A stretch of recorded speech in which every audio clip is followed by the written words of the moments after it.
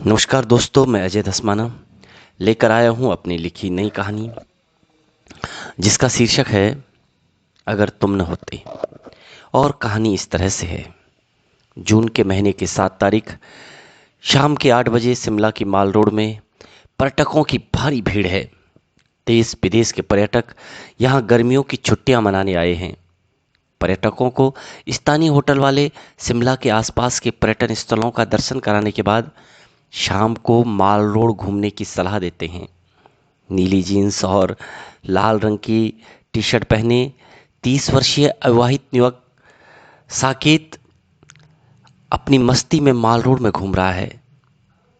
माल road के दोनों तरफ दुकानें, restaurant, coffee house, ice cream parlour में लोगों का हुजूम है। तो वहीं माल रोड में शादी के बाद हनीमून मनाने आए जोड़ों के प्रेम में डूबी खुमारी है। विदेशी पर्यटकों के मन का कौतूहल है यहाँ। और सड़क के किनारे स्थानीय उत्पाद बेच रहे लोगों में पर्यटकों से अधिक धन कमाने की चाह है। कुल मिलाकर सिमरा की माल रोड प्रतिदिन विविध रंगों को समेटती रहती है।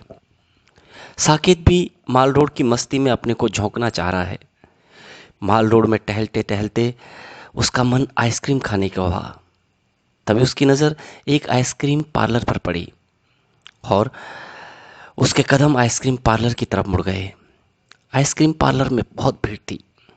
अपनी मनपसंद आइसक्रीम पाने के लिए साकेत को थोड़ा इंतजार करना पड़ा। जैसे ही साकेत आइसक्रीम पार्लर से बाहर आया, तभी उसने देखा कि लगभग 7-8 वर्ष के एक बच्चे का हाथ पकड़े एक स्त्री आइसक्रीम पार्लर के सामने के रेस्टोरेंट से बाहर निकल रही है। साकेत को उस स्त्री का चेहरा जाना पहचाना लगा। उसने दिमाग में जोर दिया तो उसके मुंह से निकला उर्मी। फिर उसने सोचा, लग तो उर्मी जैसी ही रही है।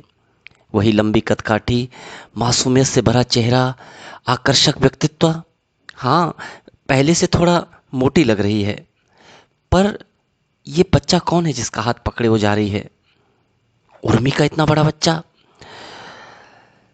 फिर साकेत ने उस स्त्री के आसपास नजर दौड़ाई तो उसे उस बच्चे के अलावा उसके साथ कोई दूसरा नजर नहीं आया। साकेत स्त्री और बच्चे के नजदीक जाने के लिए कुछ कदम आगे बढ़ा ही था कि तभी उसके फोन की रिंगटोन बजी। उसने मोबाइल पर कॉल रिसीव की। उसके दोस्त प्रतीक की कॉल थी। 3 मिनट तक साकेत की प्रतीक से बात हुई।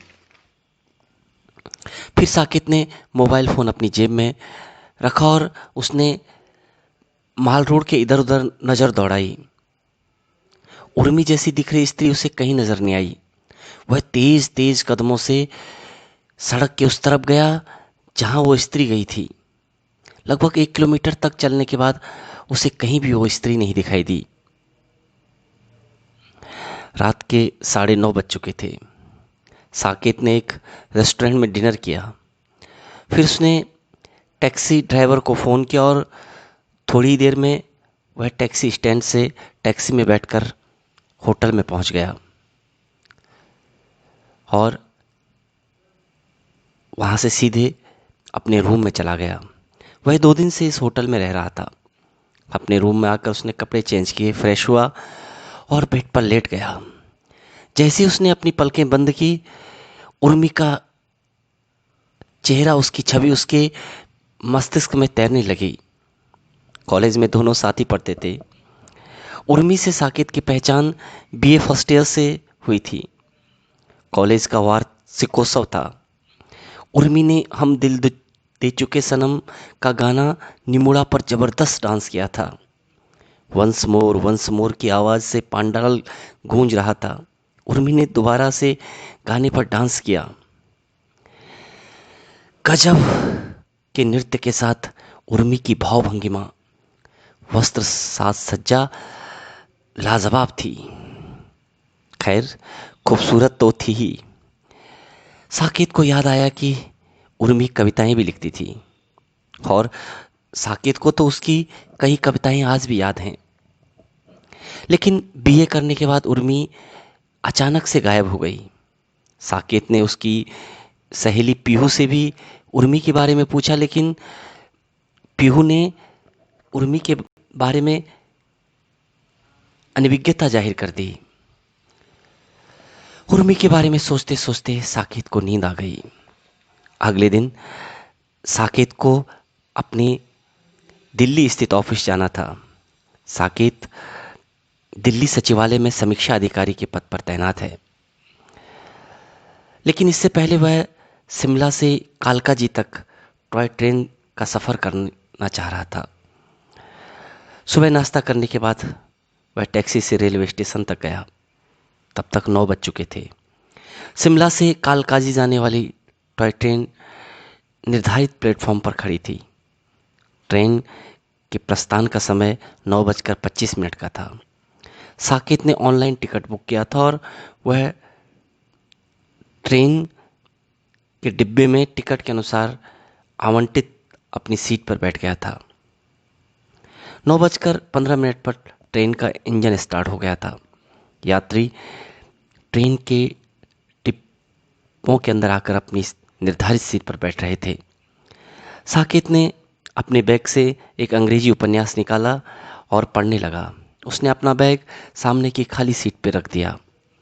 वह उपन्यास पढ़ने में मग्न था कि उसके कानों में एक मीठी आवाज़ गूंजी। एक्सक्यूज़ मी, ये बैग आपका है क्या? इसे यहाँ से हटा दीजिए। उस आवाज़ को सुनकर साकेत चौंका। उसे लगा कि ये आवाज़ उसके लिए जानी पहचानी है। उसने अपनी नज़र उठाई तो उसने देखा कि एक स्त्री अपना सामान सीट के नीचे रख रही है और उसकी पीठ साकेत की तरफ है। साकेत ने सीट से अपना बैग उठाया और बैग को अपनी सीट के नीचे रख दिया। उसे लग रहा था कि उसे कल रात की तरह आज भी उर्मी के होने का भ्रम हो रहा है। वह फिर उपन्यास पढ़ने लगा। वो स्त्री भी अपनी सीट पर बैठ गई और उसकी बगल में उसका 7-8 वर्ष का बच्चा बैठ गया। दोनों ही जने बातें करने में मशगूल थे। वो धीरे धीरे बातें करते और बीच में खिलखिलाकर हंसते। बच्चा खिड़की की तरफ वाली सीट पर बैठा था और लगभग 1 घंटे बाद उस स्त्री और बच्चे की बातचीत रुकी और बच्चा खिड़की से बाहर देखकर धीरे धीरे गीत गुनगुना रहा था। उस स्त्री ने अपनी सीट में बैठे बैठे अपनी आंखें मूंद ली। तभी ट्रेन ने हिचकोले लिए और साकेत के हौस से उपन्यास छिटक कर उस स्त्री की सीट के नीचे आ गया। उपन्यास गिरने की आवाज़ से वह स्त्री चौंकी। उसने अपनी आंखें खोली और तेजी से अपनी सीट के नीचे झांका तो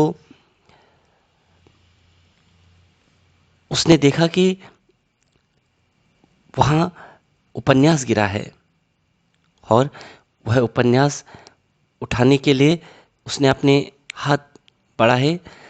तब तक साकेत भी सामने की तरफ झुक गया और उसने भी उपन्यास को पकड़ने के लिए अपना हाथ बढ़ाया।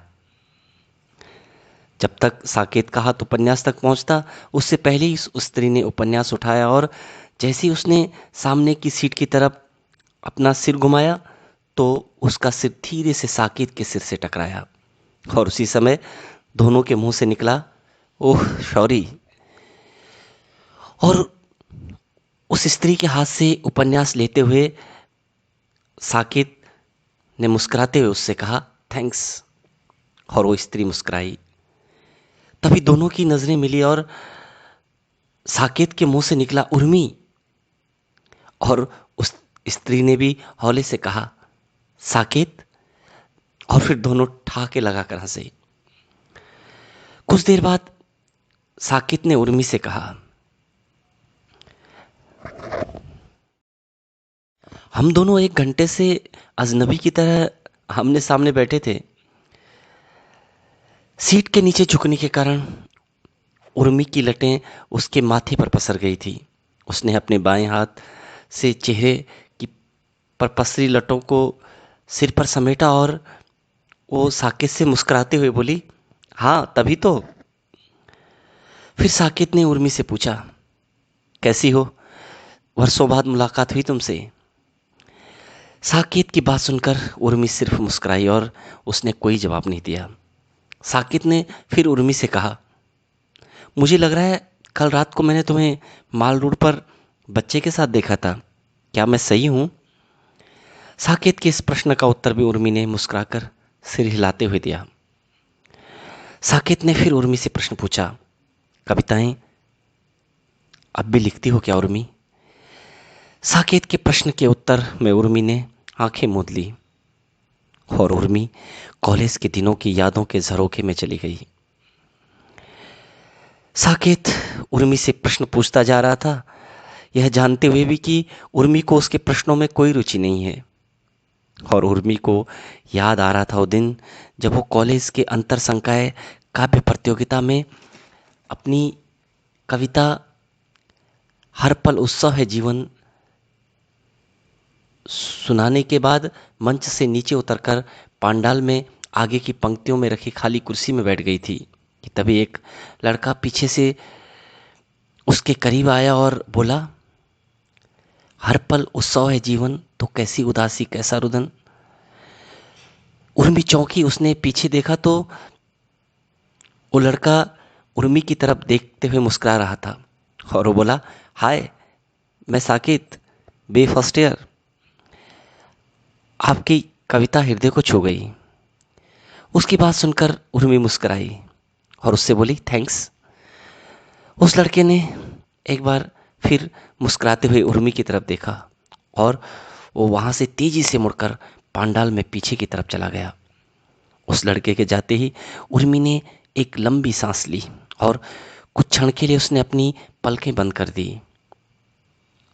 वह कुर्सी से उठी और अपनी दोस्त पीहू के नजदीक जाकर वहां एक कुर्सी में बैठ गई। अगले दिन उर्मी अपनी दोस्त पीहू के साथ कॉलेज में कला संकाय के बरामदे से होते हुए क्लासरूम तक जा रही थी कि उसके पीछे से एक आवाज आई, हाय मैं साकेत, वही कल वाला। तभी पीहू और उर्मी चौंकी और वे पीछे को मुड़ी तो सामने साकेत था। साकेत के हाथ में एक पोर्टेबल टेप रिकॉर्डर था।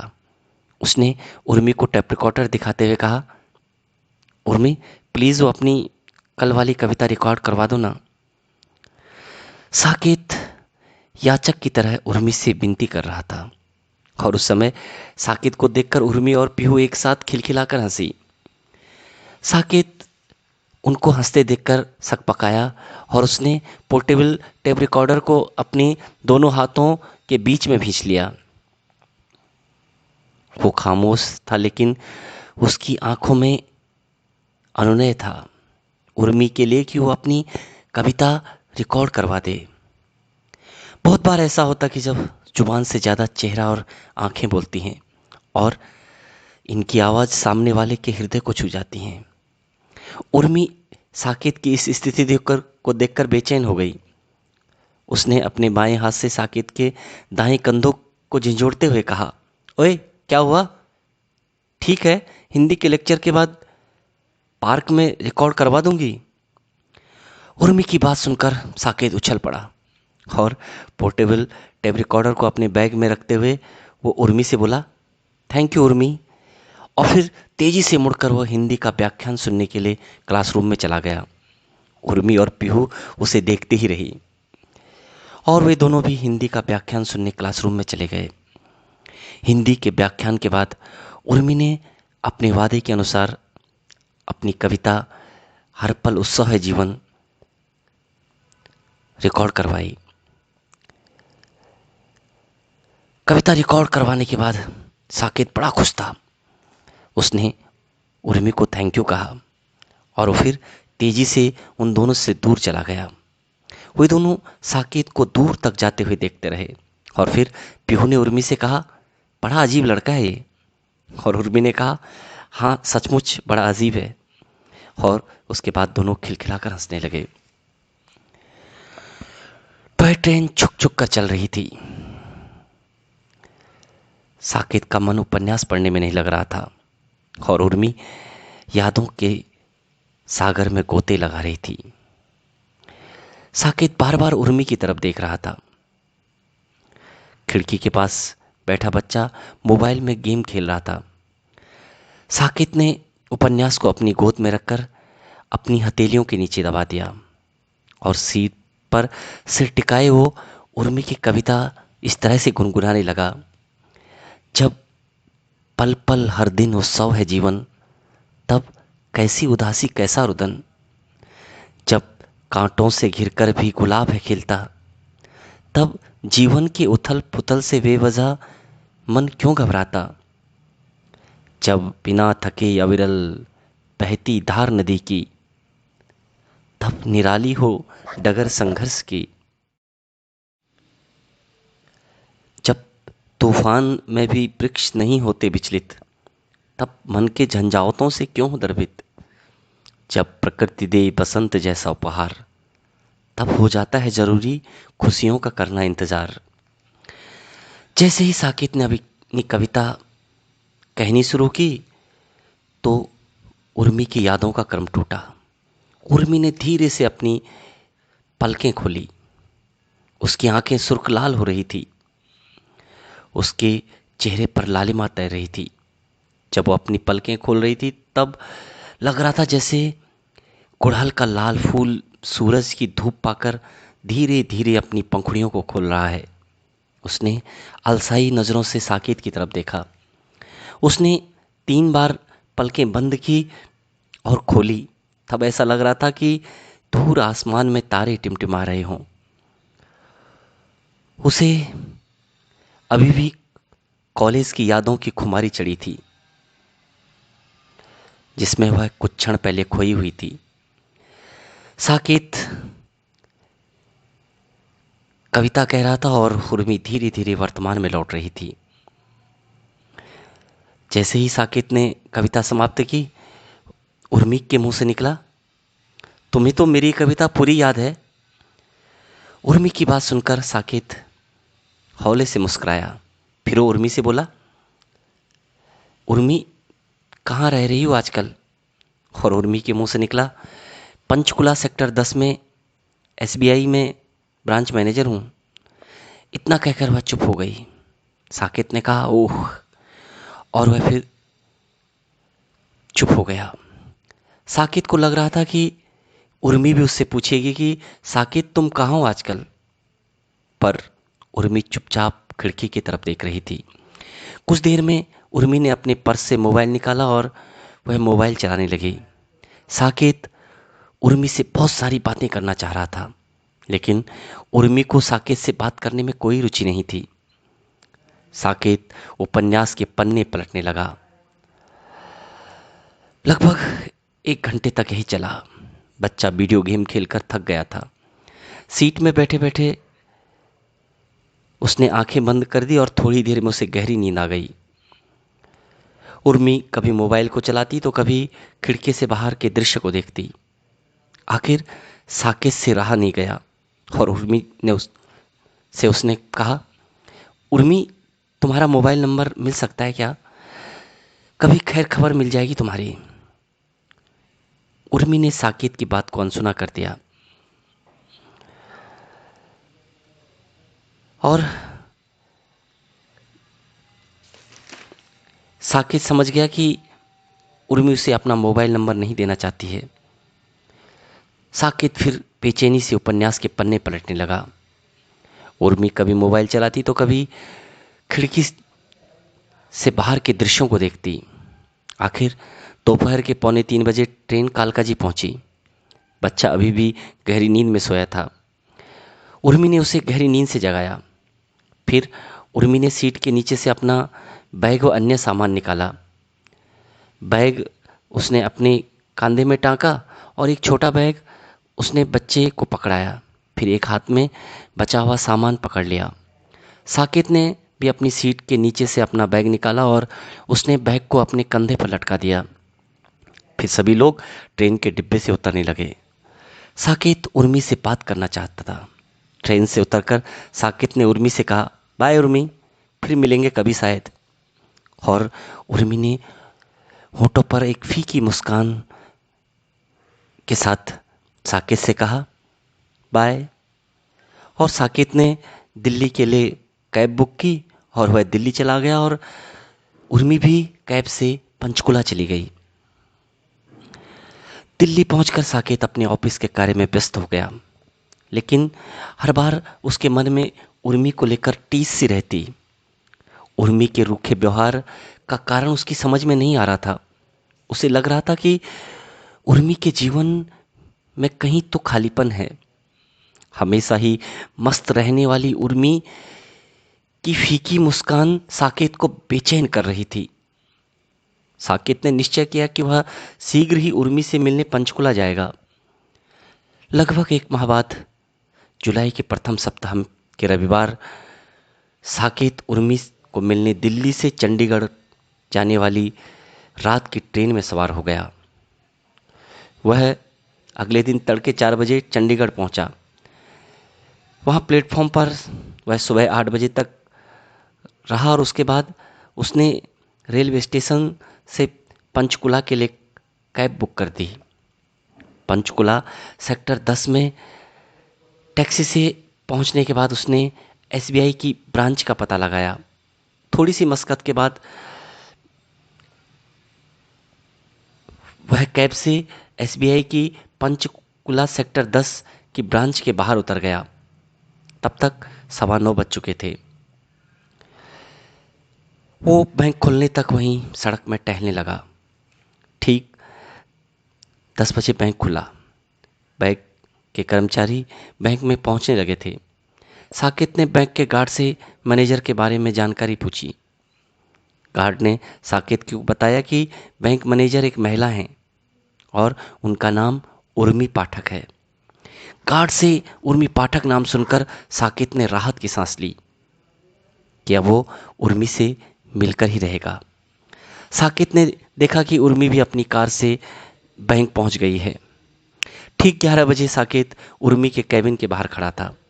उसने धीमी आवाज में कहा, क्या मैं अंदर आ सकता हूं?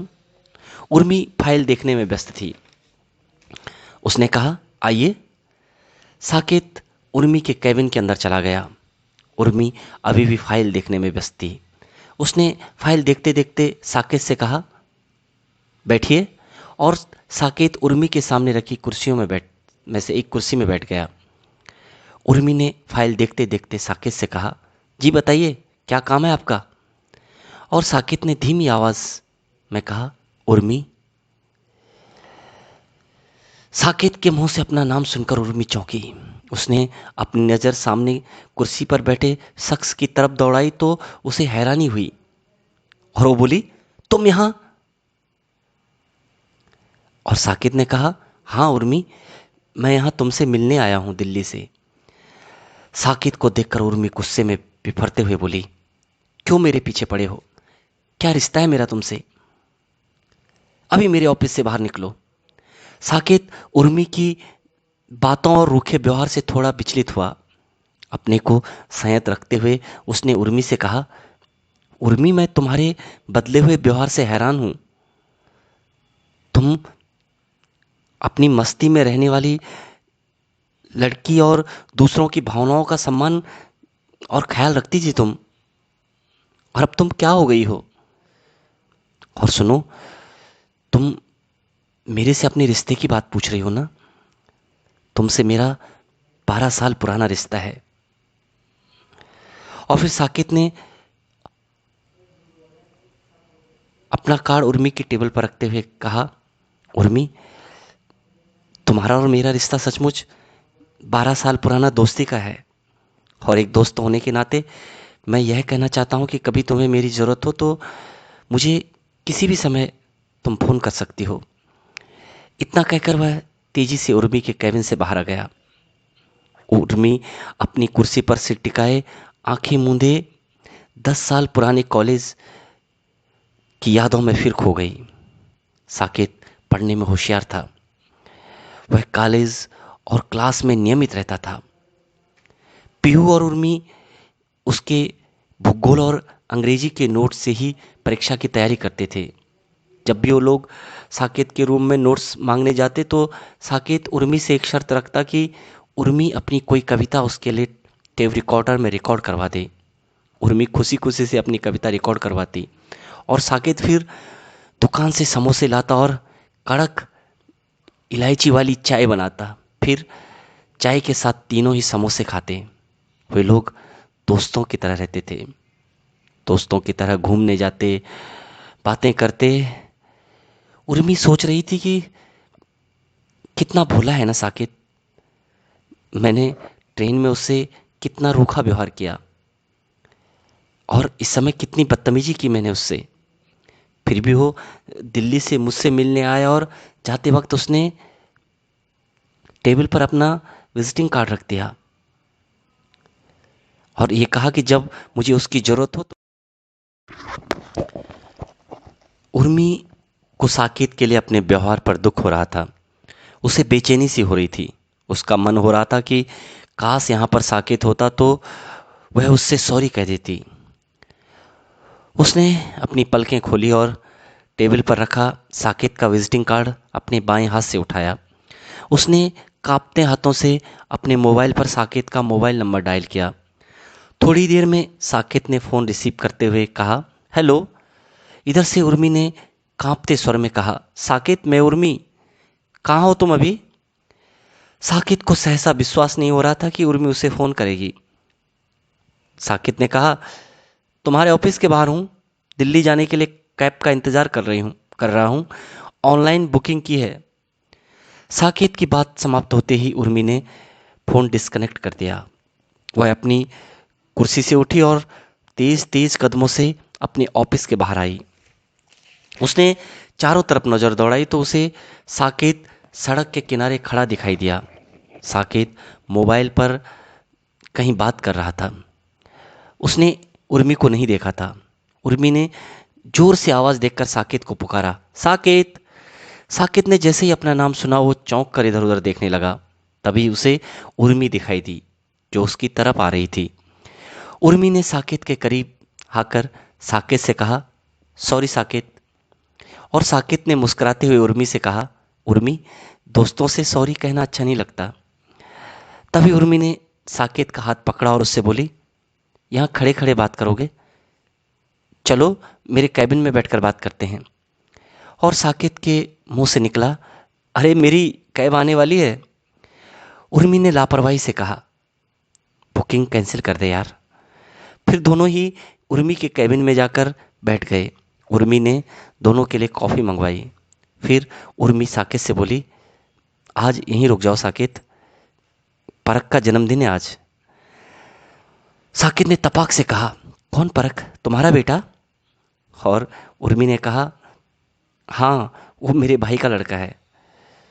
तभी साकेत के मुंह से निकला, भाई का लड़का?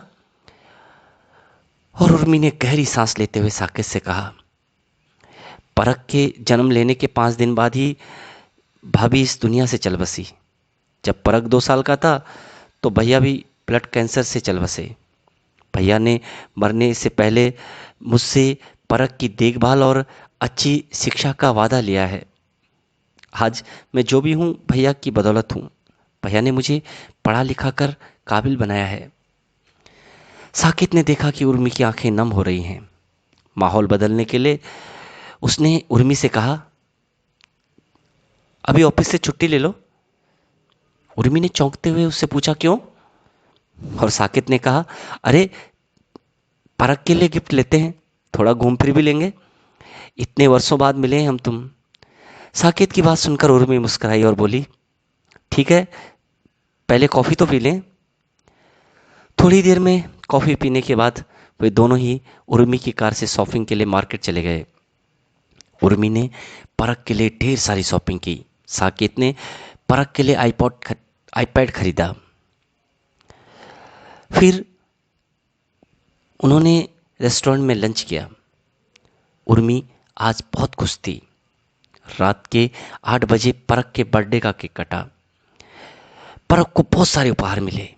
वो बड़ा खुश था। साकेत ने 10:30 बजे दिल्ली जाने के लिए कैब बुक कर ली थी। उर्मी ने डिनर में छोले, चिली पनीर, पूड़ी, रायता, भिंडी की सब्जी बनाई थी। रात 10 बजे तक उन लोगों ने डिनर कर दिया था। साकेत और उर्मी उर्मी के फ्लैट की टेरेस में बैठे थे। परख अपनी स्टडी रूम में वीडियो गेम खेल रहा था। बातें करते करते उर्मी ने साकेत का बायां हाथ अपने दाहिने हाथ से पकड़ा और बोली, सॉरी साकेत, मैं एक बार फिर से तुमसे अपने रूखे व्यवहार के लिए माफ़ी मांगती हूँ। फिर अपने बिखरे बालों को रबड़ से बांधते हुए वो बोली, साकेत, हुआ यूं कि जब भैया ने मरते वक्त मुझसे कहा कि मैं परख की जिम्मेदारी लूं और भैया से इस बात का वायदा करूं, तो तब मैंने तय कर लिया था कि मैं परख के लालन पालन में अपनी ज़िंदगी खपा दूंगी और कभी भी शादी नहीं करूंगी। मेरी इस सोच के कारण मैं पुरुषों से रूखा व्यवहार करने लगी। तभी साकेत ने उर्मी से कहा, उर्मी, एक शर्त पर तुम्हें माफ कर सकता हूं मैं। और उर्मी के मुंह से अचानक निकला, क्या? साकेत ने मुस्कुराते हुए उससे कहा, जब हम लोग फोन पर बात करेंगे तो कभी कभी अपनी कविताएं सुनाया करना तुम। साकेत की बात सुनकर उर्मी ने खिलखिलाकर हंसते हुए कहा, हाँ जरूर, क्यों नहीं। आज उर्मी के चेहरे पर सुकून के भाव थे। उसे अपने आप में बदलाव महसूस हो रहा था। लगभग रात के 11 बजे साकेत कैब से दिल्ली चला गया। उर्मी बहुत खुश थी। उसे लग रहा था कि अब वो पहले जैसी हो गई है, वही मस्त मौला। अगले दिन उर्मी ऑफिस गई तो उसके साथ वालों को उसका व्यवहार बदला बदला सा लगा। जो उर्मी अपने स्टाफ के साथ बेरुखी से बात करती थी, वो सभी से अच्छे से बात कर रही थी।